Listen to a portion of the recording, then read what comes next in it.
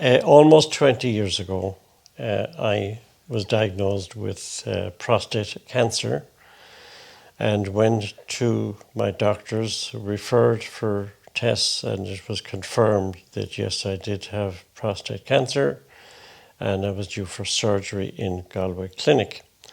The surgeon that was to do my surgery backed out of the surgery the day before my planned surgery, and he indicated that the cancer had gone too far and that he didn't want to take responsibility.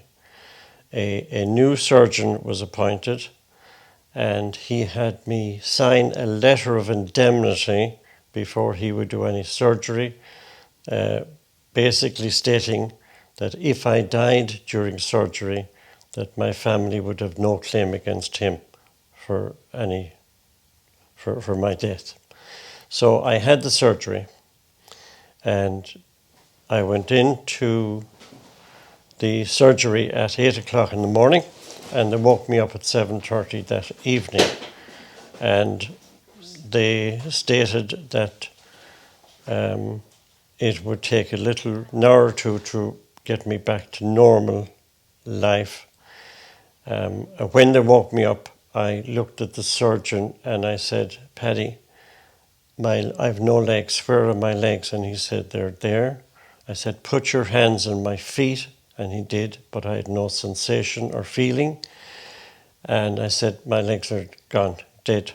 I couldn't move my hands." And he said, "It's okay." He said, "You had a heavy anesthetic. Also, you had an epidural." So he said, "I'll come back in an hour and we'll get you back."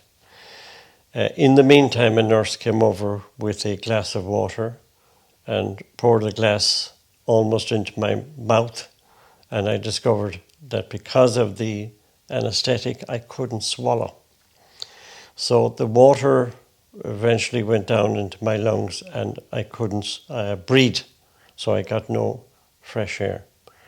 And after a minute or two, I couldn't scream, I couldn't shout, I couldn't call the nurse. I seemed to expire. And I left my body and went through the room about 50 meters through the ceiling, and I met Jesus. I call him my boss. And I said, "Lord, I've died for the wrong reasons. People will be going to my funeral tomorrow night, believing that I've died of cancer, but in reality I've died of water in the lungs." And Jesus said to me, "I wanted you to experience the act of dying so that you can explain to others that there is no pain in death, and that I am here in love, not in condemnation, to welcome my Father's children home to my Father." Now he said, "I want you to go back and let me use your vessel." So as that moment happened, I burped, the water poured out of my lungs through my mouth, and I started to breathe again. And I discovered a number of doctors around me, getting me back to normal life.